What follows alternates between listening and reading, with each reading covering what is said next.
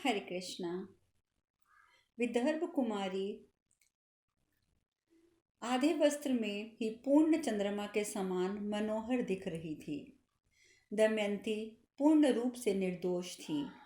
उनकी आंखें बहुत सुंदर थीं जो उनके मुख पर सुशोभित हो रही थी और वे बहुत ही मधुर स्वर में बोल रही थी। इन सब बातों की ओर लक्ष्य करके वह व्याध काम के अधीन हो गया।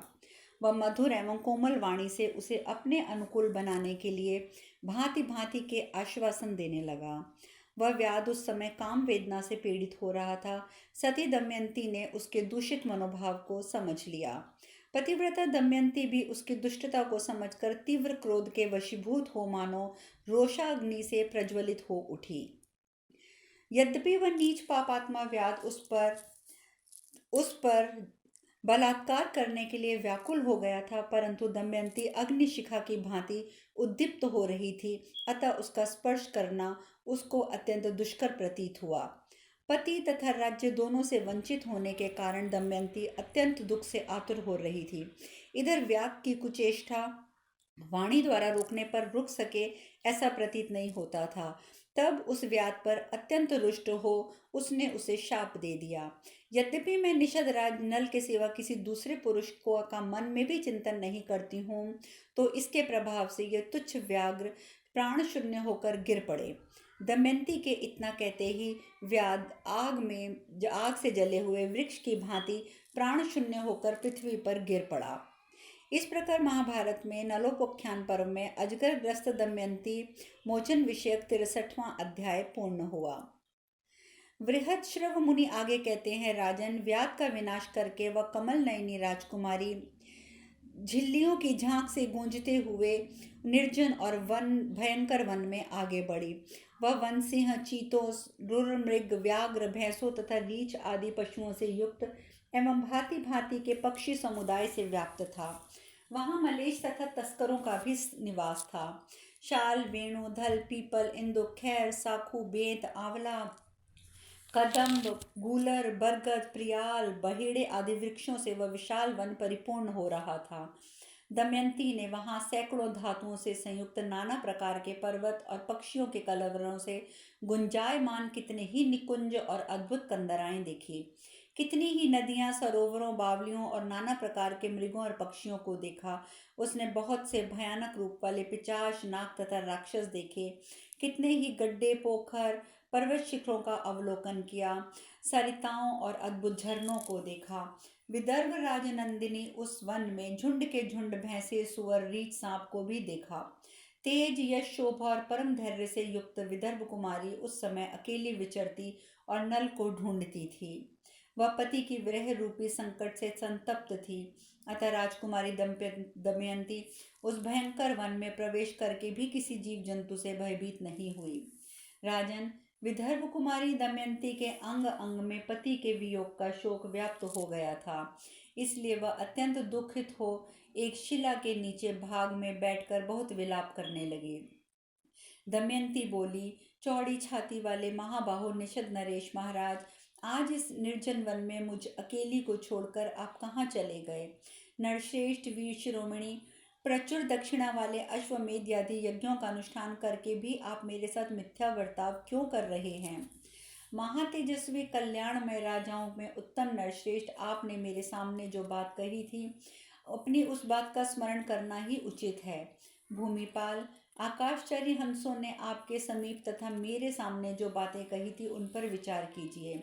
नरसिंह, एक और अंग और उप अंगों सहित विस्तार पूर्वक चारों वेदों का स्वाध्याय हो और दूसरी ओर केवल सत्य भाषण हो तो वह निश्चय ही उससे बढ़कर है। अतः शत्रुहंता नरेश्वर वीर, आपने पहले मेरे समीप जो बातें कही थी उन्हें सत्य करना चाहिए। निष्पाप वीर नल, आपकी मैं दमयंती इस भयंकर वन में नष्ट हो रही हूँ, आप मेरी बात का उत्तर क्यों नहीं देते हैं? वह भयानक आकृति वाला क्रूर सिंह भूख से पीड़ित हो मुंह बाय खड़ा मुझ पर आक्रमण करना चाहता है।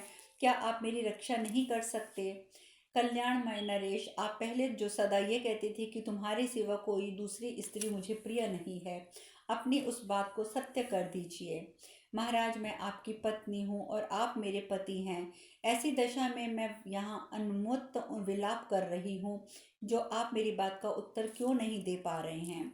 पृथ्वीनाथ, मैं दीन, दुर्बल, कांतिहीन और मलिन होकर आधे वस्त्र से अपने आप को ढककर अकेली अनाथ सी विलाप कर रही हूँ। विशाल नेत्रों वाले शत्रुसूदन आर्य, मेरी दशा अपने झुंड से बिछड़ी हुई हरणी सी हो रही है। मैं यहाँ अकेले रो रही हूँ, परंतु आप मेरा मान नहीं रख रहे हैं। महाराज, इस महान वन में मैं सती दमयंती अकेली आपको पुकार रही हूँ। आप मुझे उत्तर क्यों नहीं देते। नरश्रेष्ठ, आप उत्तम कुल और श्रेष्ठ शील स्वभाव से संपन्न हैं। आप अपने संपूर्ण मनोहर अंगों से सुशोभित होते हैं। आज मैं इस पर्वत शिखर पर आपको नहीं देख पाती हूँ। निषद नरेश, इस भयंकर वन में जहाँ सिंह व्याघ्र रहते हैं, आप कहीं सोए हुए हैं, बैठे हैं अथवा खड़े हैं, मैं कुछ नहीं जानती। मेरे शोक को बढ़ाने वाले नरश्रेष्ठ, आप यहीं हैं या कहीं अन्यंत्र चले गए हैं, या मैं किससे पूछूं। आपके लिए शोक से दुर्बल होकर मैं अत्यंत दुख से आतुर हो रही हूँ। क्या तुमने इस वन में राजा नल में से मिलकर उन्हें देखा है। ऐसा प्रश्न अब मैं इस वन में प्रस्थान करने वाले नल के विषय में किससे करूं। शत्रुओं के व्यूह का नाश करने वाले जिस परम सुंदर कमल नयन महात्मा राजा नल को तू खोज रही है, वे यही तो है। ऐसी मधुर वाणी आज मैं किसके मुख से सुनूंगी। वह वन का राजा कांतिमान सिंह मेरे सामने चला आ रहा है। उसके 4 दाढ़ें और विशाल थोड़ी है। मैं निशंक होकर उसके सामने जा रही हूँ और कहती हूँ, आप मृगों के राजा और वन के स्वामी हैं। मैं विदर्भ राजकुमारी दमयंती हूँ। मुझे शत्रुघाती निषद नरेश नल की पत्नी समझिए। मृगेंद्र, मैं इस वन में अकेली पति की खोज में भटक रही हूँ तथा शोक से पीड़ित और दीन हो रही हूँ। यदि आपने नल को यहाँ कहीं देखा हो तो उसका कुशल समाचार बताकर मुझे आश्वासन दीजिए। अथवा वनराज मृग श्रेष्ठ, यदि आप नल के विषय में कुछ नहीं बताते हैं तो मुझे खा जाइए और इस दुख से मुझे छुटकारा दिला दीजिए।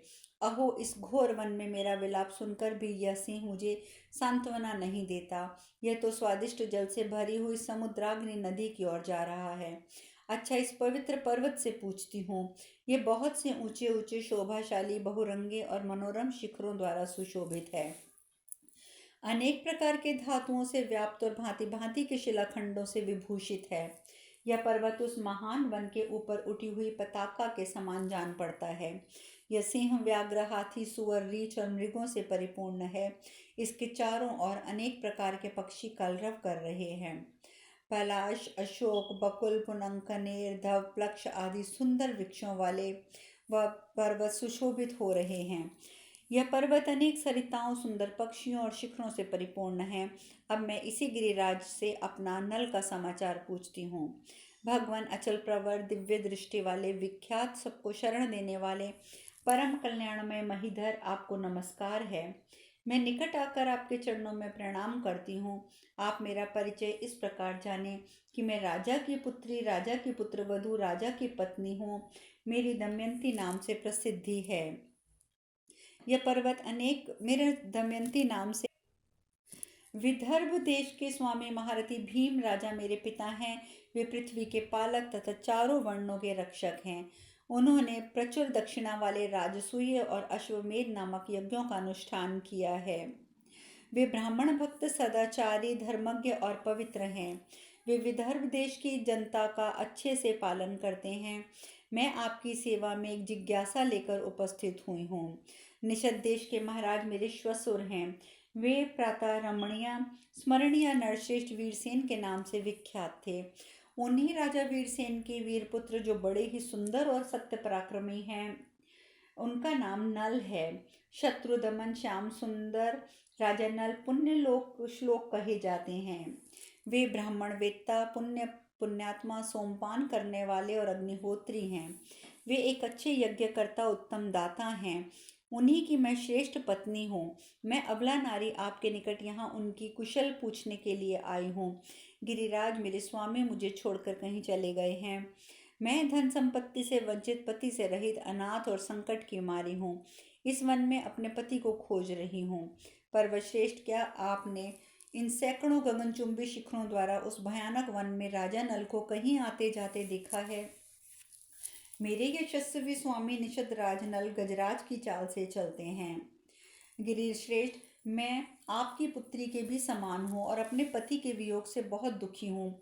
आप व्याकुल होकर विलाप करती हुई मुझ अबला को आज अपनी वाणी से आश्वासन नहीं देंगे? हे वीर धर्मज्ञ सत्य प्रतिज्ञ महापराक्रमी महिपाल, यदि आप इसी वन में हैं तो राजन अपने आप को प्रकट करके मुझे दर्शन दीजिए। मैं कब निषद राज नल की मेघ गर्जना के समान गंभीर अमृतपम मधुर वाणी सुनूंगी? उन महामना राजा के मुख से विदर्भी इस संबोधन से युक्त शुभ स्पष्ट अनुकूल सुंदर पद अर्थयुक्त और मेरे शोक का विनाश करने वाली वाणी मुझे कब सुनाई देगी? धर्मवत्सल नरेश्वर, मुझे भयभीत अबला को कुछ तो आश्वासन दीजिए।